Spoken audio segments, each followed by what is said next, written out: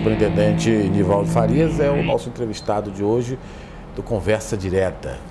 Superintendente, quase 2 anos de Piauí. O senhor poderia, com rápidas palavras, fazer um levantamento do que é esse 1 ano e 7 meses, 1 ano e 8 meses no Piauí? Mais dificuldades, mais facilidades na superintendência da PF?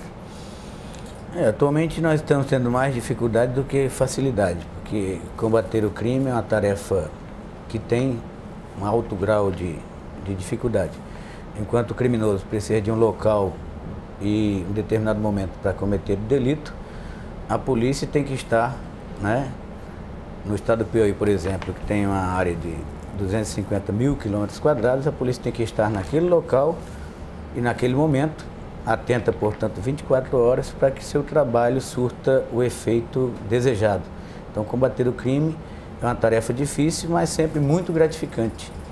E o que eu posso dizer, em termos de resumo do que aconteceu desde que nós chegamos aqui ao estado do Piauí, no dia 5 de julho de 2011, contando com a qualidade do nosso efetivo, que mesmo pequeno, é constituído de policiais dedicados, abnegados, eu posso dizer que temos colhido bons frutos. Fizemos pelo menos 3 grandes operações, aquelas que eu prefiro realizar, se eu tivesse que escolher em todo o espectro de atribuições da Polícia Federal, a prioridade das prioridades seria o combate ao desvio de recursos públicos. E o estado do Piauí, por ser um estado carente de recursos, é pouco industrializado, ele acaba contando muito, não só o estado propriamente, mas os municípios, com recursos federais, transferências constitucionais e também os convênios com o governo federal.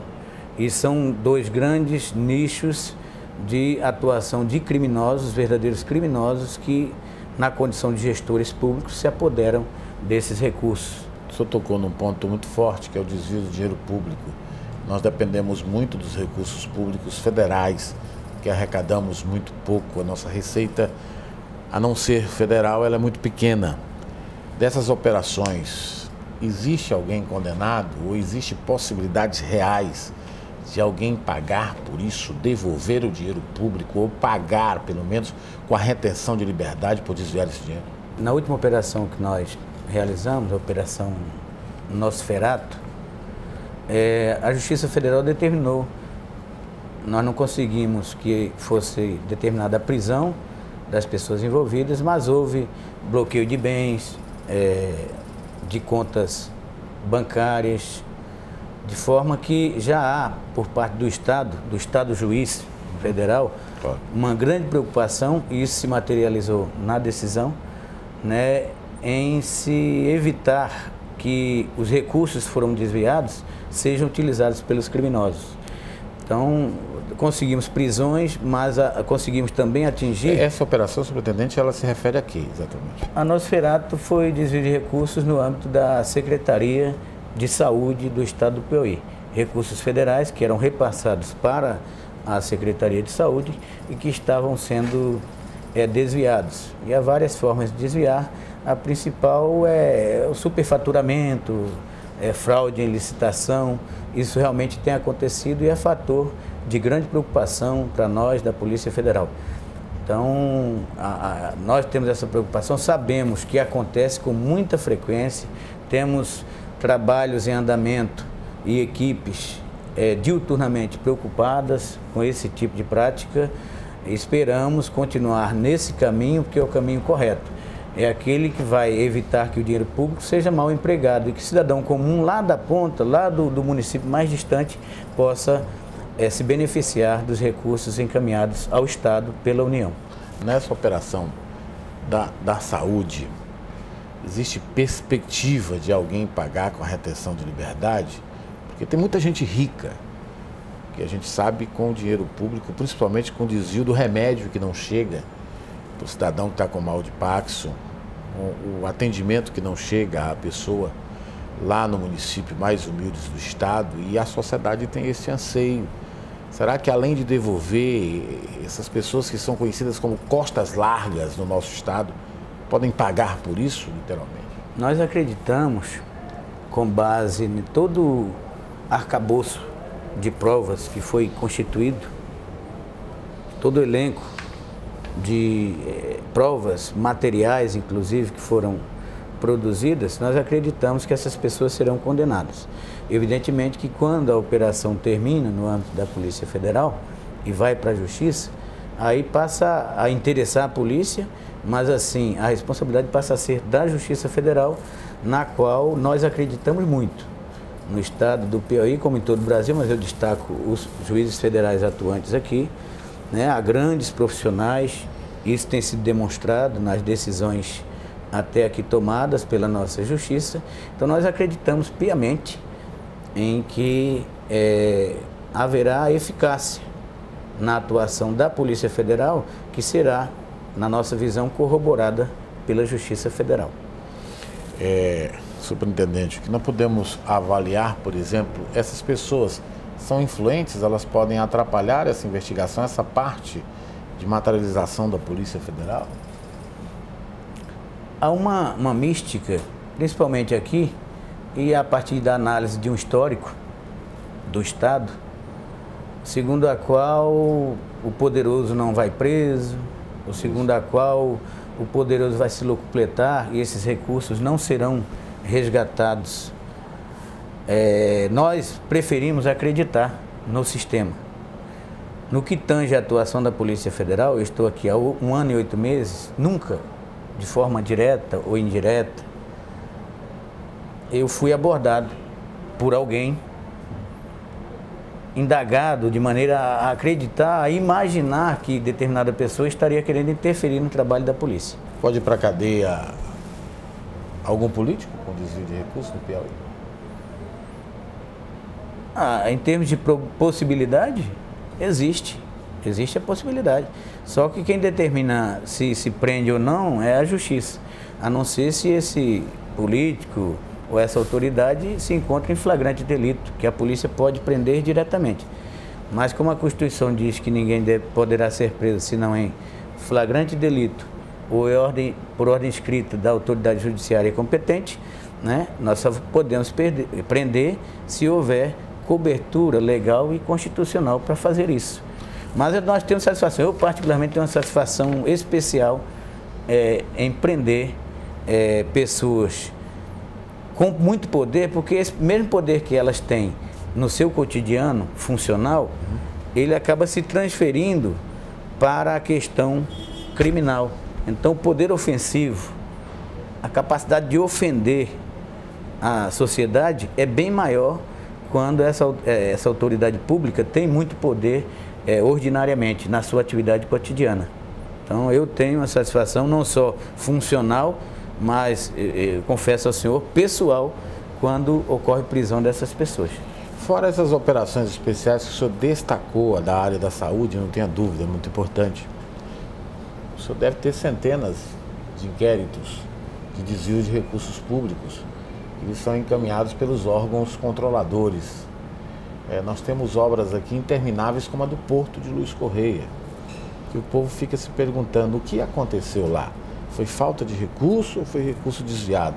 Eu estou falando do Porto para dar só um exemplo. Estou falando de vários outros pontos que acredito eu que estejam dentre o rol de inquéritos que o senhor deve ter para encaminhar para a Justiça. Nós temos aqui no Estado em torno de 1.300 inquéritos em andamento, ou seja, em torno de 1.300 crimes da atribuição da Polícia Federal estão sendo investigados hoje, atualmente. Desses 1.300, eu não tenho números fechados, mas em torno, aproximadamente 50% dizem respeito a desvio de recursos públicos. Eu não vou falar de um caso específico porque claro, nós temos investigações em andamento e essas investigações são acobertadas pelo sigilo judicial, em alguns casos, e pelo próprio sigilo do artigo 20 do Código de Processo Penal.